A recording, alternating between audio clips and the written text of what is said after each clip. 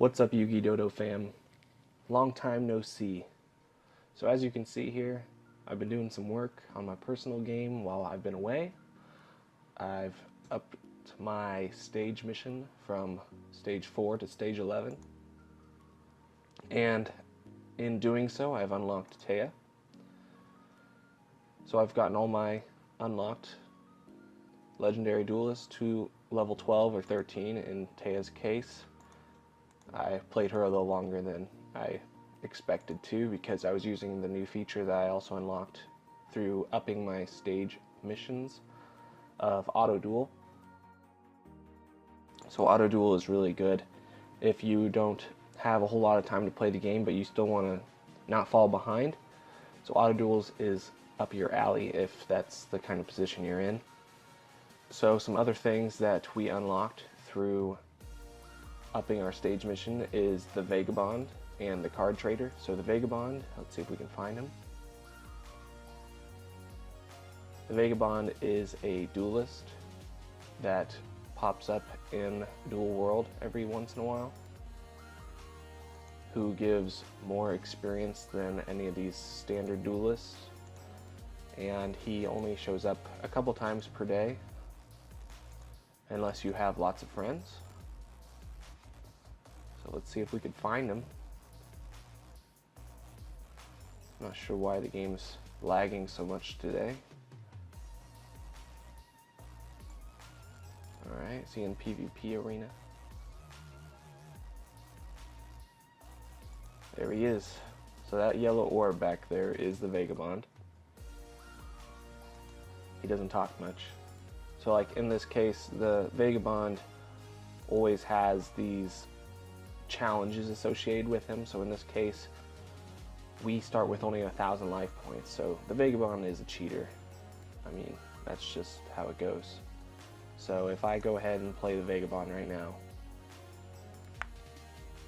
you will find that these challenges hinder your ability to win versus the Vagabond. So don't feel bad if you end up losing.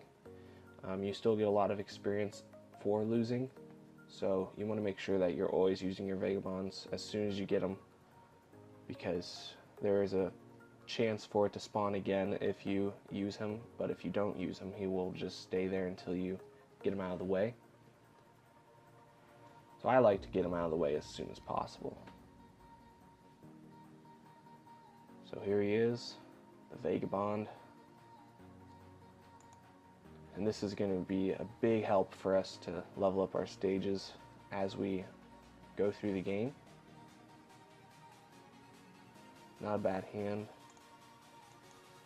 Go ahead and set our Good Goblin Housekeeping and normal summon the Moran to dump the Eggplant, which I've drawn in nearly every single game the last few days.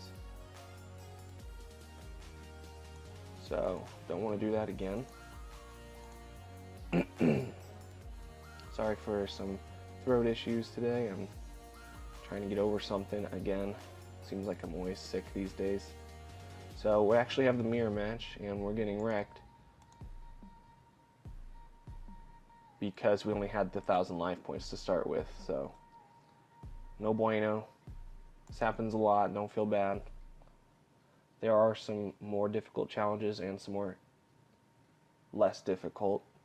In this case, this one was kind of difficult given the deck that the Vagabond was playing. So we just leveled Taya up to level 14, unlocking one of her cards. There will be some standard duelists in the near future that will be using that card.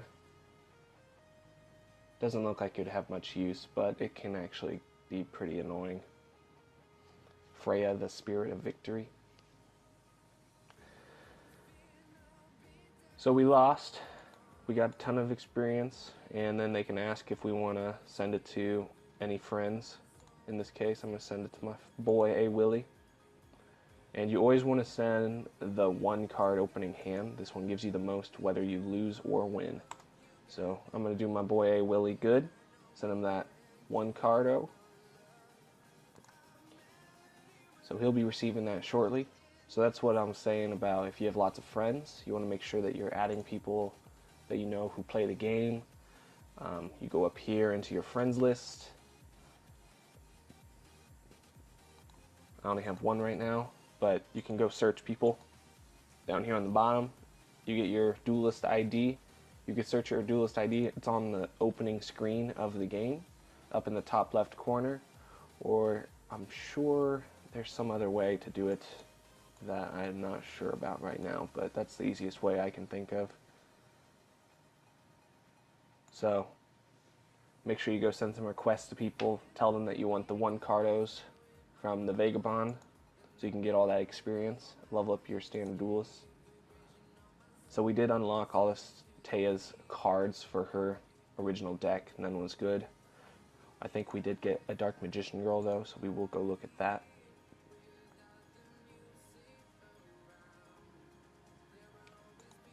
I have adjusted the Naturia deck that I'm using right now because of the card trader being available now. I bought 1 jar of Greed from the card trader. It's just a draw 1 card trap card, so it can be used to draw us more cards in addition to good Goblin housekeeping.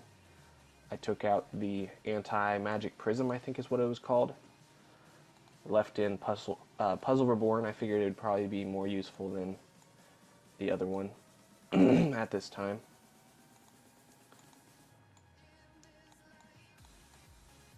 So these are all the cards I got from Taya's deck. All less than 1,000 attack, pretty much. None very good. But we did get that Dark Magician Girl, who is glossy, so that might come into use in the future. So let's go ahead and take a look at the card trader down here. So the card trader lets you spend those gold up here, and your other unlocks that you've gotten from drops from those standard duelists and the Vagabond, these orbs and the super rare orbs.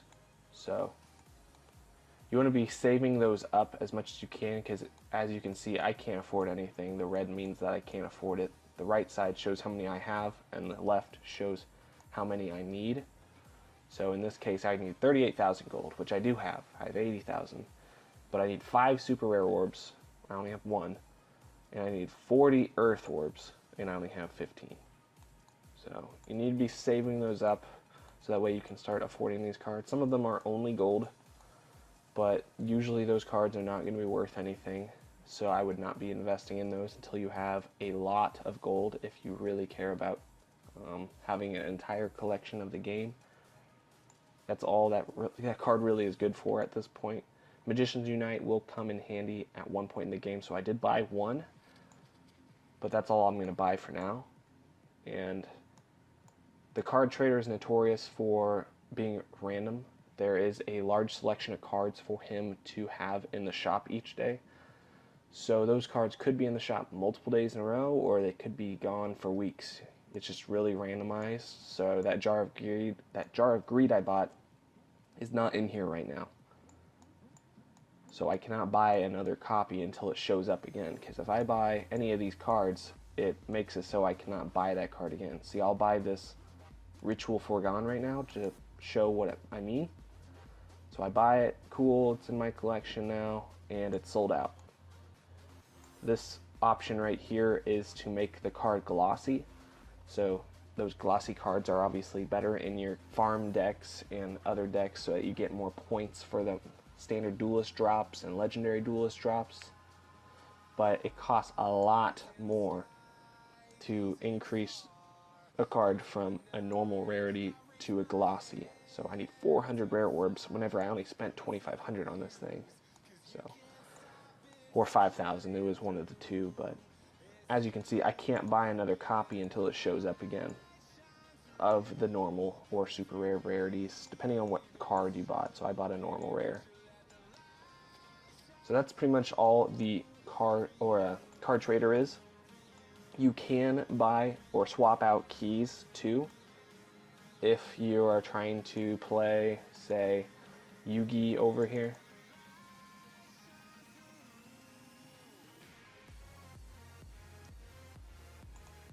Okay, not my She's going to be our next unlocked character. So Yugi requires black keys. Say if I didn't have enough, but I have a ton of these gray keys, in the card trader you can swap out these gray keys for some black keys so that you can play him again. So let's go ahead and check that out. I'm actually in the shop on accident.